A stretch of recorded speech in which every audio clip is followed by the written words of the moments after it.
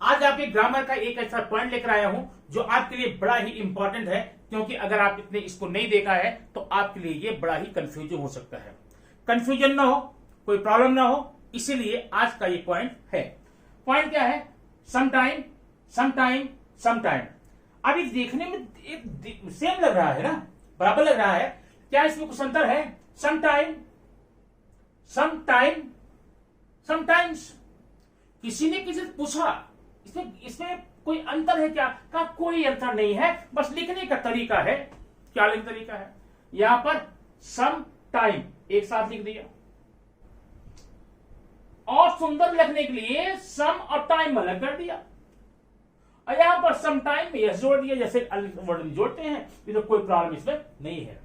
ठीक है क्या प्रॉब्लम है? वही आज की इस वीडियो में हमें बताना है, और आपको यहां पर देखना है कि कौन सा अंतर इसमें है।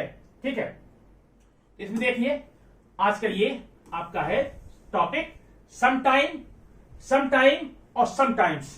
इसमें क्या अंतर है? इसमें जमीन और आसमान का अंतर है। जो अंतर दिन और रात में है, जो जमीन और आसमान में है, जो कल और आज में है, जो पास्ट और फ्यूचर में है, जो प्रेजेंट और पास्ट में है, वही अंतर इन तीन वर्ड्स में है। आज की वीडियो में ये तीन अंतर हम देखेंगे, ताकि आने वाले समय में कभी ऐसी गलती न करें।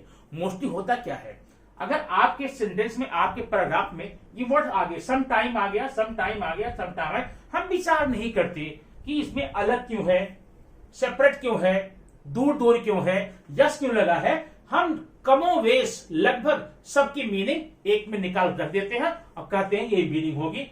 सम टाइम कुछ समय, समटाइम कुछ समय, समटाइम्स कुछ समय, प्लूरल हो गया।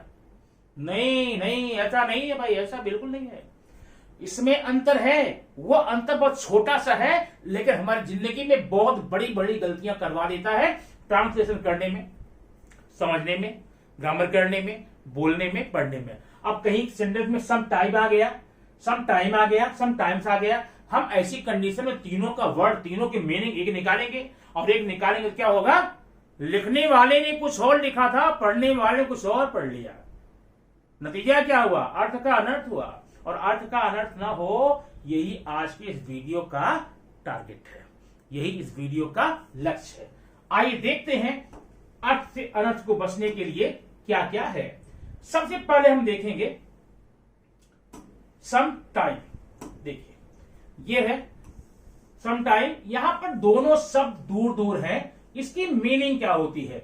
इसकी मीनिंग होती कुछ समय या थोड़ा समय। यूज करते ना, कुछ समय के लिए वह आया था फिर चला गया। ये काम करने में हमें थोड़ा समय लगेगा, बोलते ना, यह काम करने में मुझे थोड़ा सा समय लगेगा भैया, समझ लो, जल्दीबाजी मत करना, काम ही ऐसा है, मैं काम ही ऐसा कर रहा हूं, समय तो लगेगा। तो इसका मतलब होता है कुछ समय या थोड़ा समय। इसका एग्जाम्पल आप देख लेंगे, क्लियर हो जाएगा। They can take some time to complete this work. वे इस काम को करने में थोड़ा समय ले सकते हैं, वे इस काम को करने में कुछ समय तो ले सकते हैं। ठीक है, क्लियर हुआ ना? कभी भी ये दो वर्ड अलग अलग आएंगे, आप उसकी मीनिंग कुछ समय या थोड़ा समय बोलेंगे। They can take some time to complete this work. वे इस काम को पूरा करने में थोड़ा समय तो ले सकते हैं, कुछ समय तो ले सकते हैं। ठीक है, I can take some time to reach the school. School पहुंचने में मैं थोड़ा समय तो ले सकता हूं। सामने वाला समझ जाएगा भैया थोड़ा समय लेगा, वेट कर लेते हैं, सब्र कर लेते हैं, सब्र कर लेगा। जब आप कहीं जा रहे हैं, सामने वाले को मैसेज कर देते हैं, स्पष्ट कर देते हैं, भैया I will take some time to complete this work. मैं इस काम को पूरा करने में कुछ समय लूंगा, वो समझ जाएगा। ठीक है, लेकिन अगर आपको इनमें अंतर नहीं मालूम है तो आप तो अर्थ का अनर्थ लेंगे। कैसे? आइए देखते हैं। अगला सेंटेंस क्या है, अगले सेंटेंस, अगला वर्ड क्या हमारा है? अगला है सम टाइम। ये देखिए, ये है आपका सम टाइम, दोनों पास पास में है। अब इसकी मीनिंग भी अगर आप वही मानेंगे तो प्रॉब्लम होगी ना। अलर्ट होगा ना। ठीक, देखिए अब अगर सम और टाइम दोनों एक साथ लगे हुए हैं, इसका मतलब होता फिर कभी कभी बाद में, इन फ्यूचर।